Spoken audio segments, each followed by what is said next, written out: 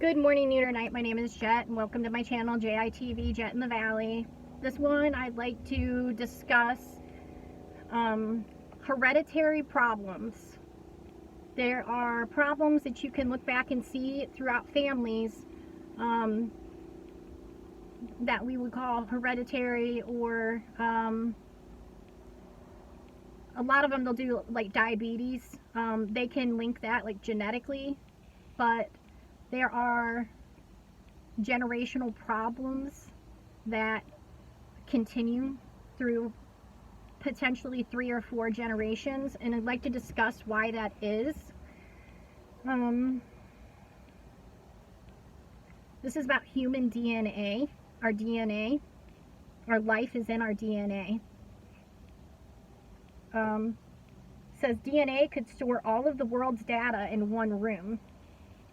So capable of storing 215 million gigabytes in a single gram of DNA, the system could, in principle, store every bit of datum ever recorded by humans in a container about the size and weight of a couple of pickup trucks. That's almost impossible to even imagine, but what current science is using, they are trying to use human DNA as a storage system for technology, computers. So our DNA is a storage device and system. I don't understand I do understand, but modern science, I guess, mainstream, would like to say that a huge portion of our DNA, they call it junk DNA. We have zero junk DNA.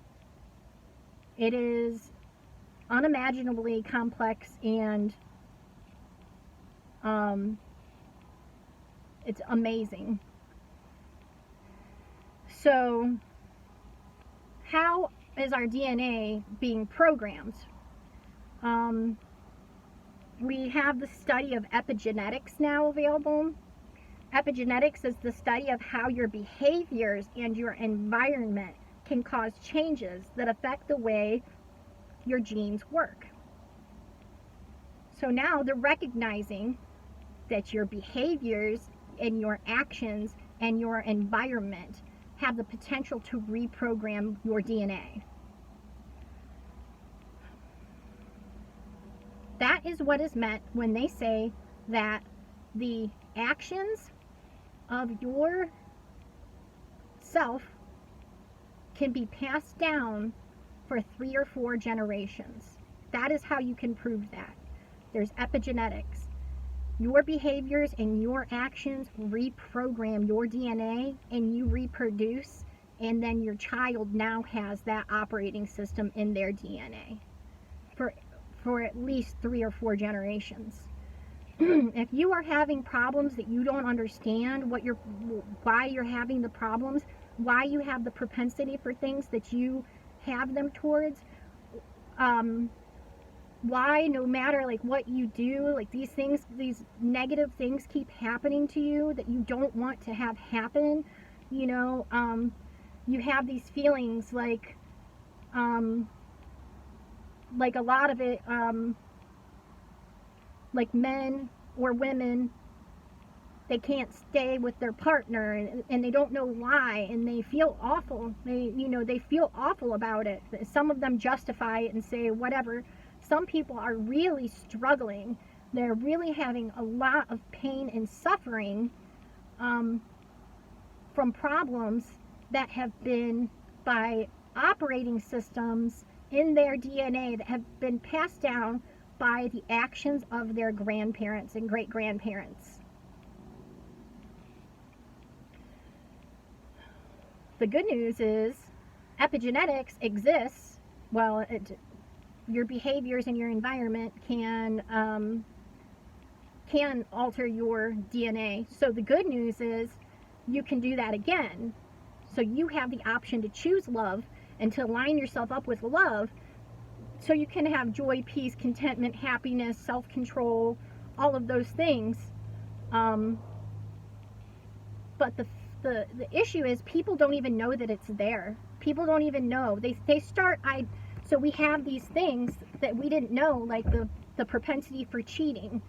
That can be passed down to you in your genetics, in your DNA, from the actions that your grandparents and great-grandparents and great-great-grandparents had taken when they did it, and they changed the genetic structure, so now it's passed down onto you, and you don't know why you can't not cheat on people, and it's causing great pain and suffering, and everybody's putting it on you like there's no, like that just must be your free will. That must just be your free will, that you're choosing to do those things, even though it's causing you an insane amount of pain and suffering. That's not an excuse. That is not an excuse for cheating. That's not an excuse for cheating. That's not an excuse. But here's the deal. If people were informed of how their DNA operated and how they could, and any solutions, then they wouldn't have to be in this long drawn out pain and suffering state where they then start to believe that these propensities, these things that they have in them, are who they actually are. It is a malfunction in your genetic code. It is just like a virus in the system that you didn't know was there until it reared its ugly head and got you sick. So you think this whole time that virus is yourself. You think that's who I am, and I'm a bad person, and you know, then the problem is you start to, since that's in there, you could also potentially start to justify it, to justify these negative traits, qualities, and behavior patterns that have just, all they've been was genetically passed down to you. But they're so painful and they're there, then you finally just give in and say, yeah, that's who I am. I'm just going to go, I'm going to go as hard as I can go in this direction because that's who I am and that's what's in me. And it will drive you further and further away from love, which is all the things that you want: joy, peace, happiness, and contentment. It will separate you from love, which is your eternal self. So there's a lot of things that could go wrong with that. But now this information is available to the masses via the internet, that your behaviors and your environment can restructure your DNA and your operating system. So things that people say was just genetics and that's just how it's always going to be doesn't necessarily hold up now. So that is encouraging, and there's going to be a lot of hope for people if they can separate those actions and those behaviors from themselves. Those things aren't you. They aren't of you.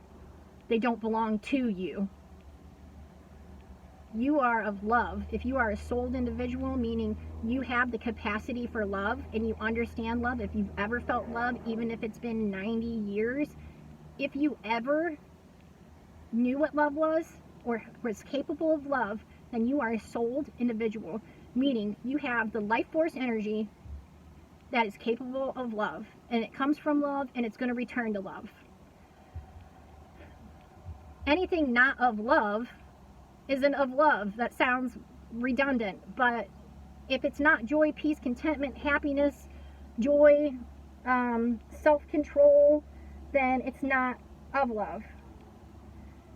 If it's not honesty, self-confidence, creativity, loyalty, you have curiosity, if it's not compassion, empathy, integrity, courage, humbleness, ambitiousness, generosity, kindness, self-control, respectful, if it's not those things, then it's not really you. It's a falsehood and it's a falseness, It's a virus in your operating system that can be fixed with love.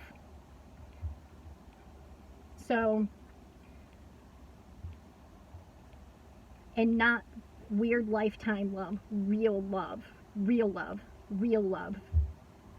So with that, I'm going to call that one good, and know that your actions never just affect you. There's no such thing as an action that doesn't affect anybody else.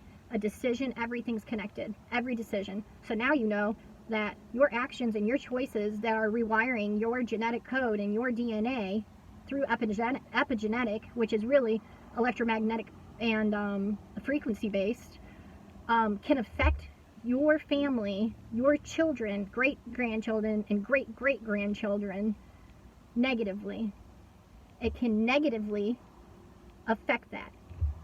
The good news is it can also positively affect them, and they can affect it right now if you acknowledge that those things aren't of you, they don't belong to you, and it's not what you want. You can fix it, and then that shit won't be passed down any more generations. There's tons of things that have been passed down in our DNA structure that has been ignored by mainstream science for one reason or another. Many things that you would never think are hereditary or genetic. Actions, behaviors, patterns, propensities, all kinds of different things. So with that, choose love, which is all the good things, and that's what you are and what you're of and where you're from. And don't identify with the fakeness and the falseness of all the other shit that's not of love. And I love you very much, and thank you.